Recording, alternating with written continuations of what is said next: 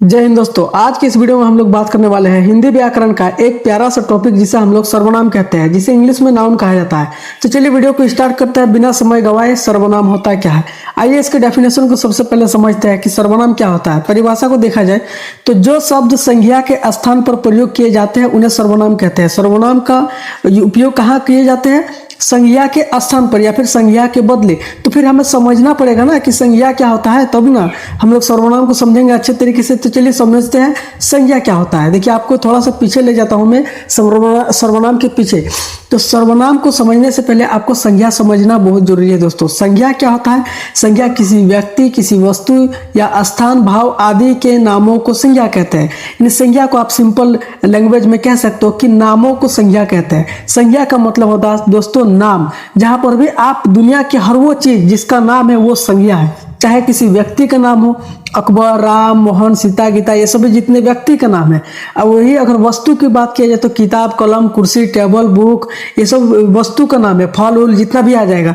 व्यक्ति, वस्तु या स्थान, स्थान मतलब हो जाएगा आपका जगह।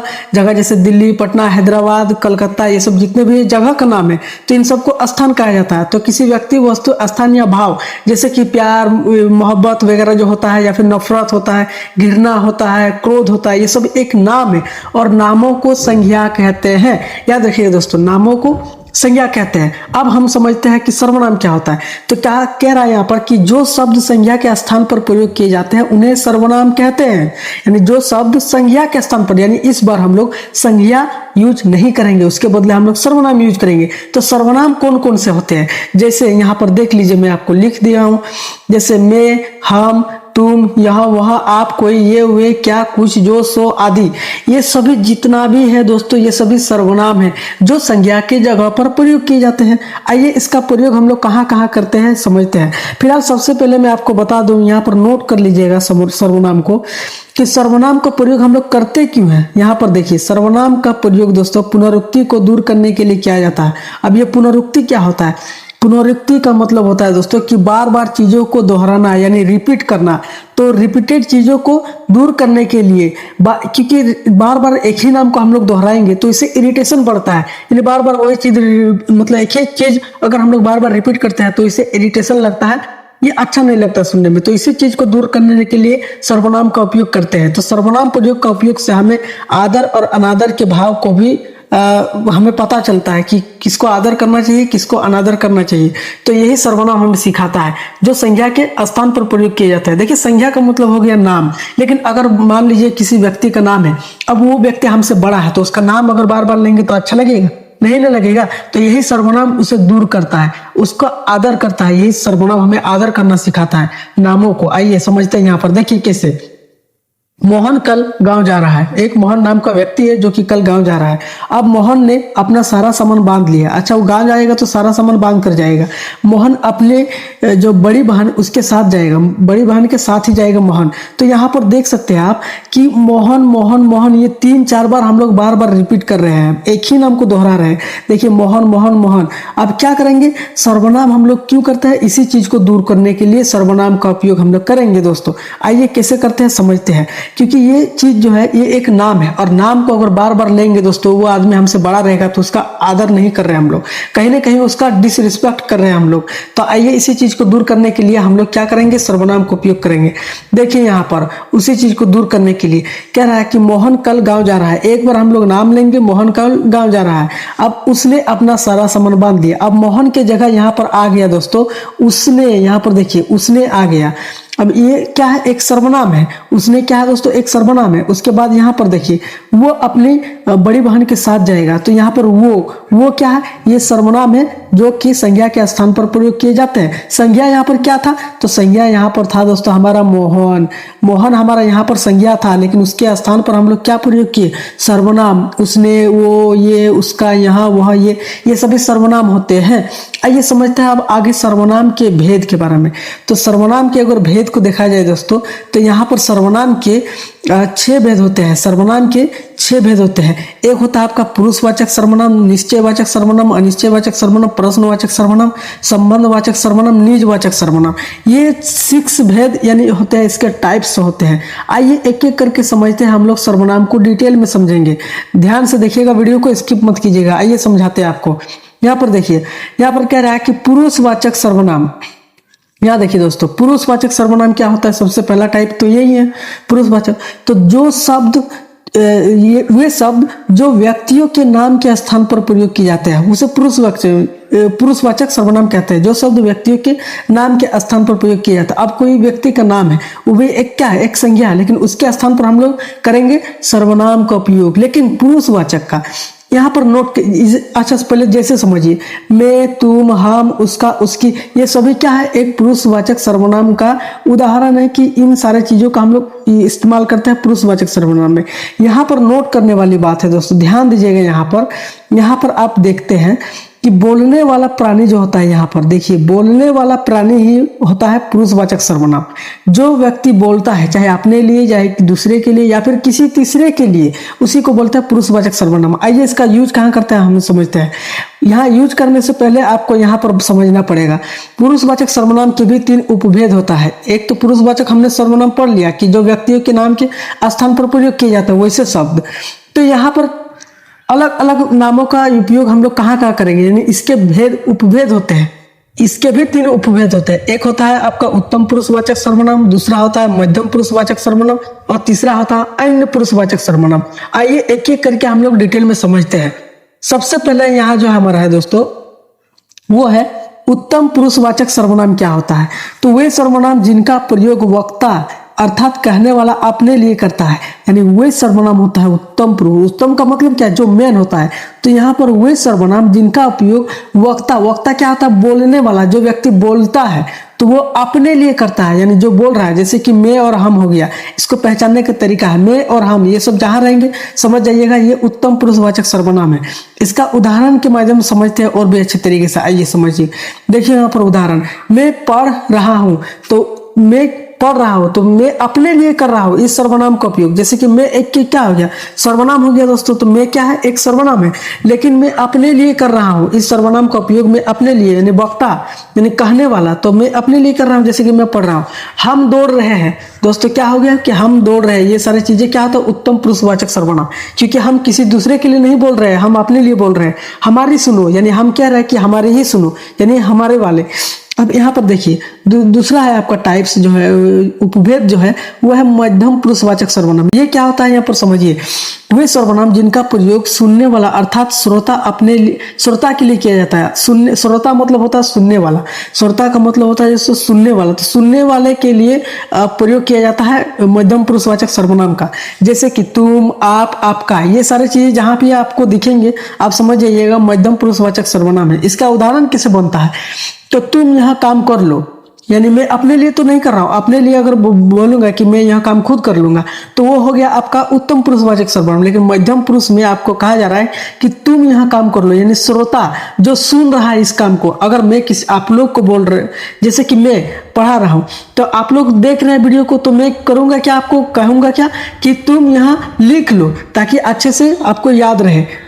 तुम यहाँ लिख लो, तो हम आपके लिए कर रहे हैं क्योंकि आप सुन रहे हैं, और हम आपको बोल रहा हूँ, मतलब मैं आपको बोल रहा हूँ और आप सुन रहे हैं। तो यही हो गया मध्यम पुरुषवाचक, जो दूसरे के लिए, यानी सुनने के लिए करते हैं।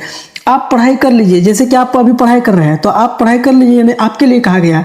लेकिन मैं अपने लिए कैसे करूंगा? मैं पढ़ा रहा हूँ, तो मैं अपने लिए कर रहा हूँ कि मैं पढ़ा रहा हूँ, तो ये मैं हो गया। तो हम जो हो गए दोस्तों, वो हो गए उत्तम पुरुषवाचक सर्वनाम। लेकिन आपको अगर बोला जाए तो वो हो गया मध्यम पुरुषवाचक सर्वनाम। यहाँ तक क्लियर है? आगे समझिए, आगे यहाँ पर समझिए अन्य पुरुषवाचक सर्वनाम। यहाँ पर क्या है दोस्तों? अन्य पुरुषवाचक सर्वनाम है वे सर्वनाम जो वक्ता एवं श्रोता के अलावा तीसरे का बोध कराता हो, यानी ना हम अपने लिए करेंगे और ना ही सुनने वाले के लिए, बल्कि तीसरे, यानी अगर हम दो व्यक्ति हैं, जैसे कि राम और मोहन दो व्यक्ति हैं, आपस में बात कर रहे हैं, लेकिन ना ही राम अपने लिए कर रहा है, ना ही मोहन अपने लिए कर रहा है, बल्कि तीसरे व्यक्ति के लिए बात कर रहा है। यानी समझ सकते हो कि जब दो व्यक्ति या फिर दो औरत जब सामने रहती है तो हमेशा चुगली करती है किसी तीसरे का, तो ये अन्य पुरुषवाचक सर्वनाम हो गया। यहाँ पर जैसे समझिए, वे अच्छे व्यक्ति है। अब किसी के बारे में अच्छा बोलेंगे तो वो क्या हो गया, अच्छे व्यक्ति है। तो यानी हम बोल रहे हैं, वो किसी तीसरे के लिए बोल रहे हैं, ना ही आपके लिए बोल रहे हैं। हाँ, ये तीसरे व्यक्ति के लिए है।